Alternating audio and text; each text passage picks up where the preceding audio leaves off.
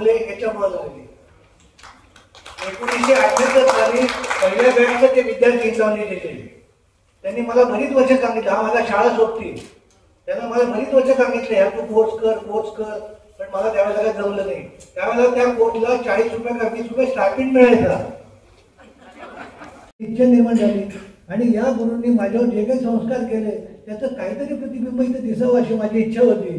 त्या निमित्ताने सगळ्यांसमोर हे निवडक काही फोटोचं प्रदर्शन मांडलेलं. तसं म्हटलं इजिप्त म्हटलं तर माझी 2 प्रदर्शनं होतील, बालीचे 2 होतील, प्रत्येकाचे 2-2, 3-3, 400 फोटो आहेत. पण त्यातले निवडून इथं थोडे मी आणले, जेवढे मला शक्य तेवढे केले.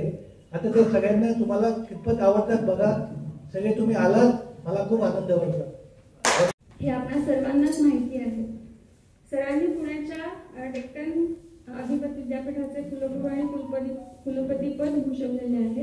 विविध राष्ट्रीय आंतरराष्ट्रीय विषय आणि स्तरांवर प्रबंध सादर करून प्राचीन कला, मंदिर आणि मूर्तिशास्त्र यासंबंधी केलेले लेखन पुस्तक रूपाने आपल्या सर्वांसमोर आहेच. सरांच्या प्रवासाच्या सन्मानाचे आणि अनेक मोठ्या पुरस्काराचे ते अधिकारी आहेत. जसे की के बिर्ला फेलोशिप, चतुरंग प्रतिष्ठानचा जीवन. He has been one of the most particular and one of the most dedicated photographer which I have seen.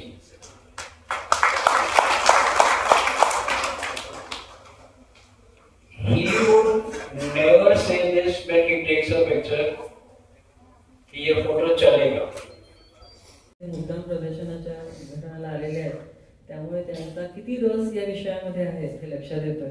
त्यामुळे सर्वांना प्रथम नमस्कार करते. आपण आज इथे आलेलो आहोत शिल्प वैभव या नावाने सुरू झालेलं प्रदर्शन आहे. ललित कणसकर यांच्याबद्दल बहुतेक सगळ्यांना माहिती आहे आणि म्हणून त्यांच्या प्रेमाने आणि त्यांच्या कामाच्या प्रेमाने सगळे लोक इथे आज आलेले आहेत.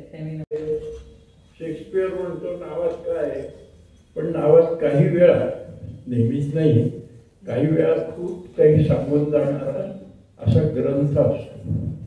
आता फोटोग्राफी म्हणजे एक कला आहे. ललित कलेमध्ये आपण त्याचा अंतर्भाव जर केला तर हे ललित कणसकर इथे आपल्याला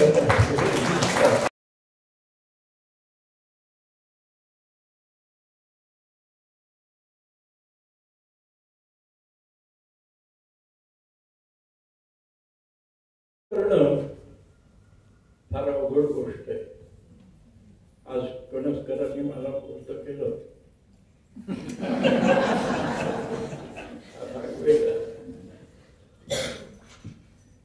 दगड आपल्याशी बोलतात, ते आपल्याला चकित करतात.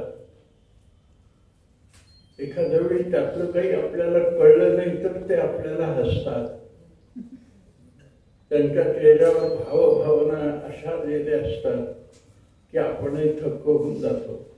काहीतरी बिघाड म्हणून पाहते असं वाटावं, इतकं जिवंत हे काम फोटोग्राफर करू शकतो. मी फोटोग्राफी म्हणायचं असतं तर फोटोग्राफी मधल्या दुकानामध्ये मी गेलो एका, we will make you more beautiful.